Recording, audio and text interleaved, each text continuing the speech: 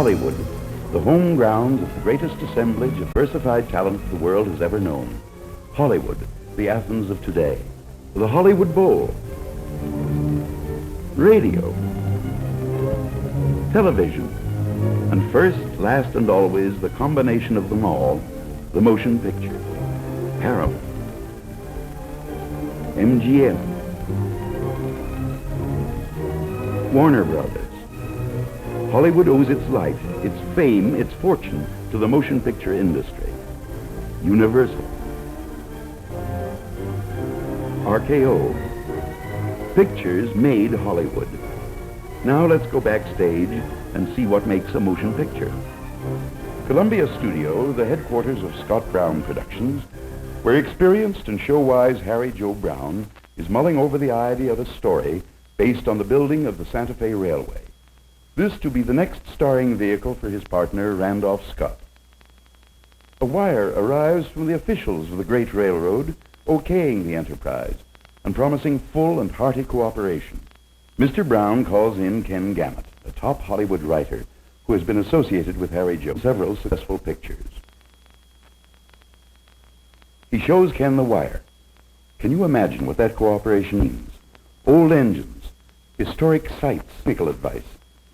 He hands Ken the book as his next assignment, and they discuss a general plan of treatment.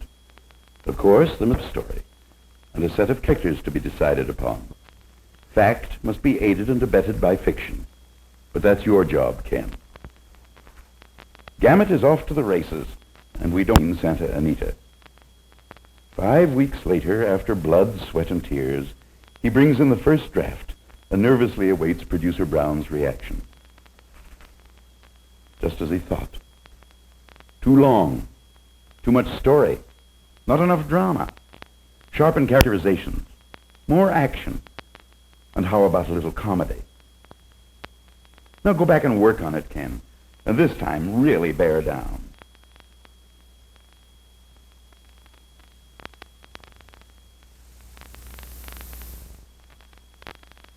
Nine. 10. 11.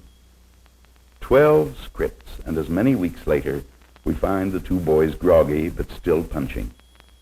Brown reads. Ken suffers. You've heard about The Thing? Shakespeare said it. The play's The Thing. Ken looks again. Harry Joe frowns. Ken takes a slug.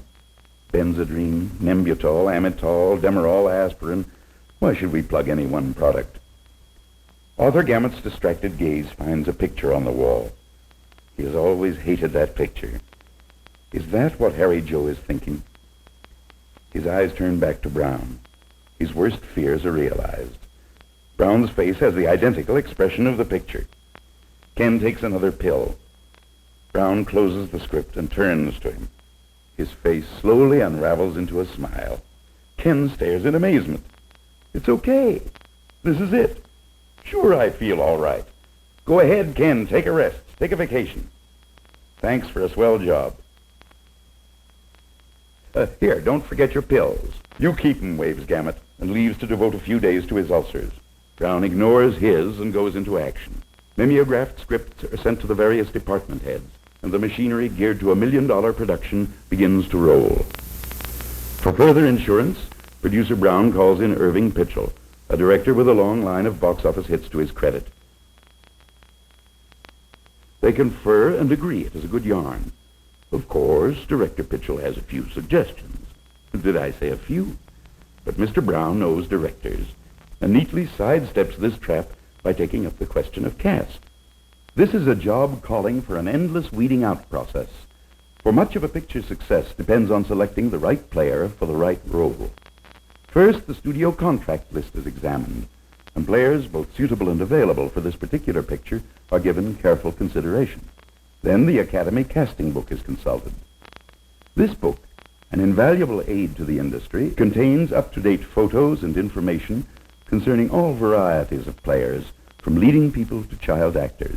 When this has been thoroughly combed and possibilities jotted down, the records of the New York stage are carefully scanned. The right player may have just finished a Broadway play, or some hitherto unknown may have scored a recent hit. New faces for the screen are often found this way. And now come the agents lists. Over 50 firms are represented in this wholesale talent business, and they act as representatives and managers for practically every actor in the business.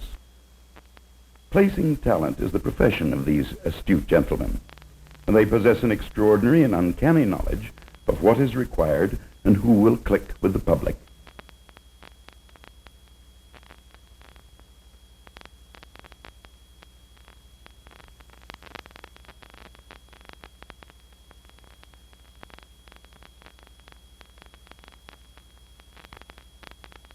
The competition among them in obtaining choice roles for their clients is traditional, and they are an important part of the Hollywood scene.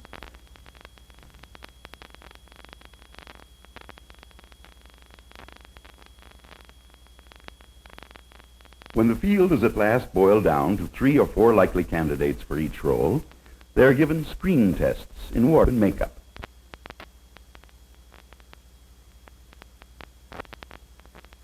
Here we see a test being made for Stage to Tucson with Rod Cameron, Wayne Morris, Sally Eilers, and Gloria Henry. A different picture, but the same routine. Final choices are made after these tests have been shown in the projection room.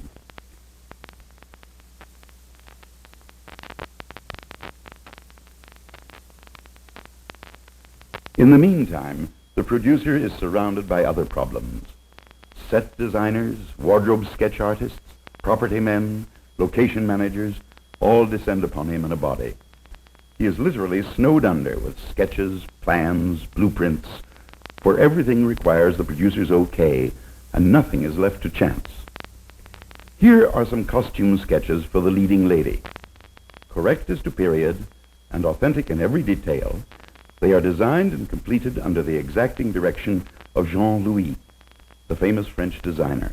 Men's wardrobe, too, is handled with strict regard to detail and an overall effect of the character to be portrayed, rugged or swashbuckling, down-to-earth or fastidious. Hairdresses for men and women are given painstaking attention, changed and rechanged. Beards and mustaches are altered to enhance certain characteristics. And now the sets must be passed upon, the sets in which these characters must move and emote.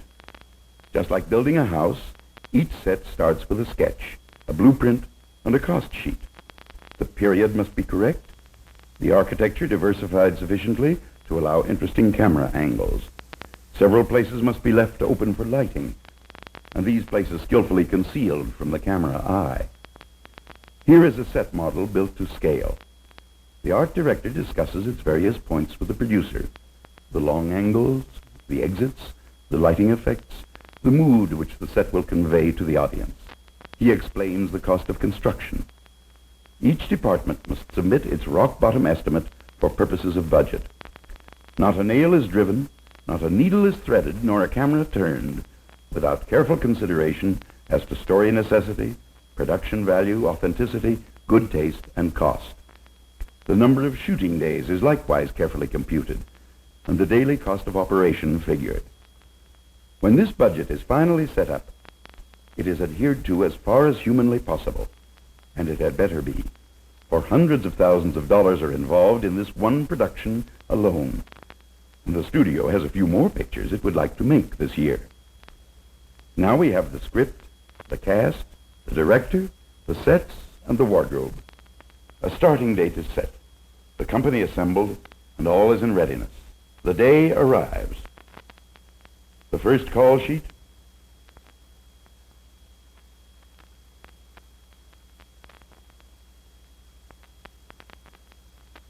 location, Prescott, Arizona. The company embarks, of course, by Santa Fe. 5:30, up and at 'em. Breakfast at 6:30, ready to work at 8. And from the tents, which will be their living quarters for the next few weeks, emerge cast and crew to find themselves in the middle of a vast desert wilderness. A long jump from the Brown Derby and Hollywood Boulevard. Once again, the Santa Fe Railway is about to be built. Equipment has been hauled to the location in these Santa Fe cars.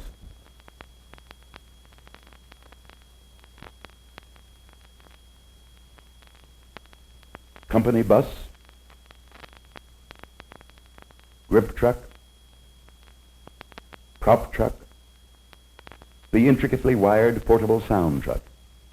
Here's one just for wind machines, portable dressing rooms for the cast. And this one, a comfort station on wheels. A picture company travels like an army and must be self-sufficient in all departments. And now they're getting ready for the morning's work. Scene 77 in the script, where the Indians arrive to inspect the laying of the steel ribbon. Pictures are seldom shot in continuity, and as far as possible, those scenes dependent upon weather conditions or other hazards are done first. Producer Brown is working with the Indians while the director is getting the cameras set up. They line up for the first shot. There's tension and excitement in the air. It's like the opening kickoff in a big football game. The director leans forward tensely in his chair. The actors run over their lines with the dialogue director. The assistants trot around like busy sheepdogs, rounding up people and horses. The cameraman checks the shot for the 100th time. The script girl, ever alert, is ready to check and note every detail in the scene. The makeup man adds his final touches. The huge sun arcs are turned on, for sunlight has to be augmented by artificial light for Technicolor. The sound man tests his equipment. His partner in the sound truck puts on a fresh load of track, for the voice comes from the actors through the sound boom to the small soundboard, to the sound truck. Here it is recorded,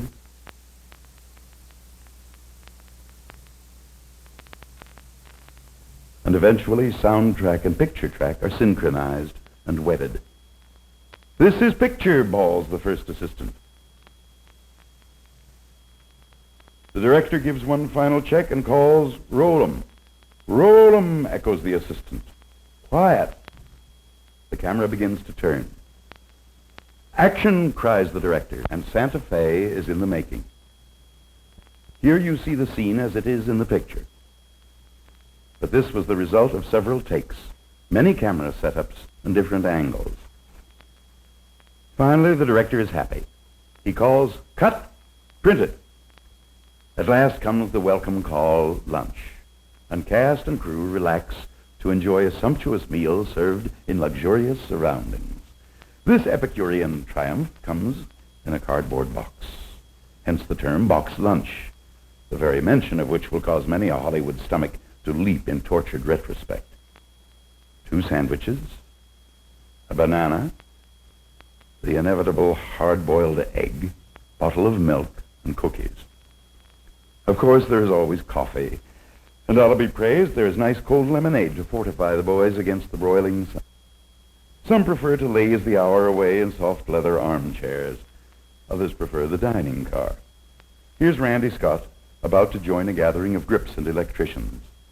The big trick is to find a place where the ants won't get the bigger half of your lunch or a lizard crawl up your leg. And now, before indigestion has had a decent chance to set in, these humanitarians decided it would be just the day to do a windstorm scene. The big wind machines are tested. A little oatmeal is fed into them. This, without sugar and cream, produces the effect of swirling desert sand. A rehearsal is held, and all is in readiness for the take. But wait a minute. This is supposed to be a night scene. Okay, so we'll make it night. With a deft flip of the wrist, a filter is dropped into the camera. And looky, this is where Cole Porter got the idea for night and day.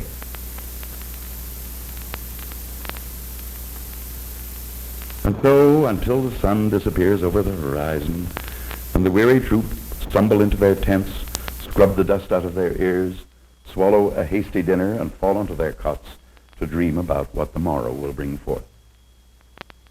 Here we see Little Buttercup, the famous Santa Fe engine of bygone days. She plays an important part in the story. Some key scenes take place inside the cab of this little engine. And here's how Hollywood know-how comes into play. In order to photograph these scenes properly, an ingenious arrangement is made by hooking up a flat car directly between the engine and the tender. On this flat car, the camera, sound equipment, and a portable generator are set up.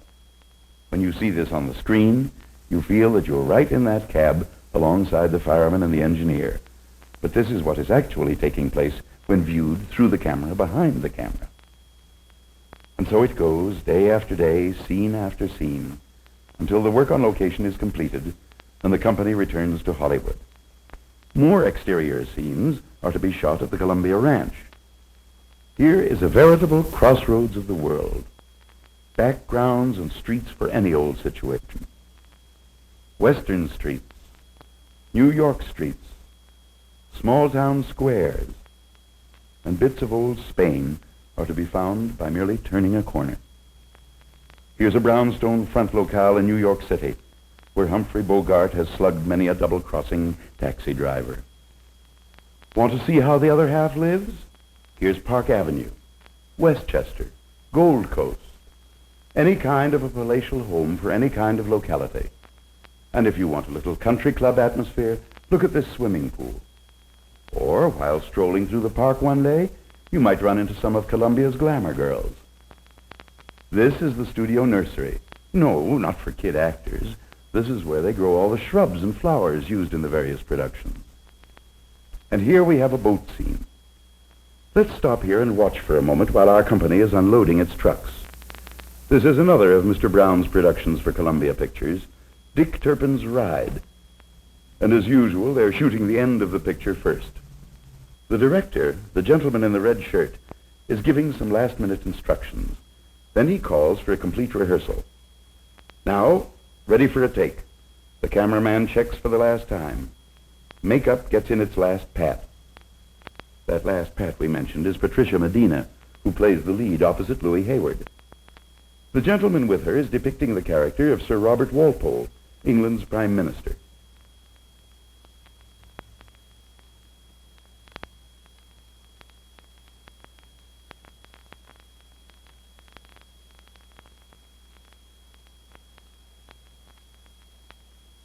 What? Oh, our set is ready now, so let's get back to Santa Fe. A big action shot is lined up. Dodge City, and the arrival of the first Santa Fe train. Here the townspeople listen to a speech from one of the builders of the road.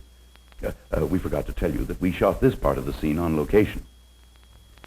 And now we find director Irving Pitchell stepping in to play a part himself. The scene is with the star, Randy Scott, and takes place outside of Wooten's Tavern, a lonely halfway house in the mountains. This completes the exteriors, and now we are ready to move on to the huge sound stages. The first scene is the interior of Wooten's Tavern and a continuation of the scene you just saw on the outside.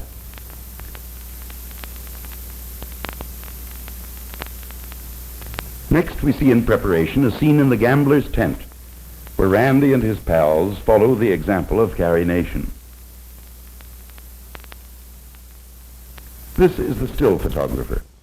Throughout the entire filming, he has been busy as a bird dog getting photographs of the scenes. Drama,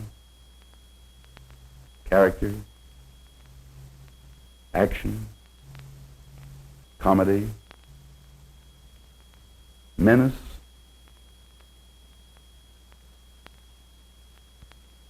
romance. Here he is with Randolph Scott and the leading lady, Janice Carter. He also photographs intimate flashes of what goes on behind the scenes, depicting the camaraderie of the troupe and the esprit de corps. These stills are an important part of the publicity campaign and are used in newspapers, on billboards, and in front of theaters. And now we come to the last day of shooting. Cut, calls the director. Print it. It's over. The lights slowly blink out. The script girl closes the book. The producer is all smiles. The writer has no further use for his pills, but someone else has, Mr. Pitchell. He's going to do the worrying for a while until the film is cut.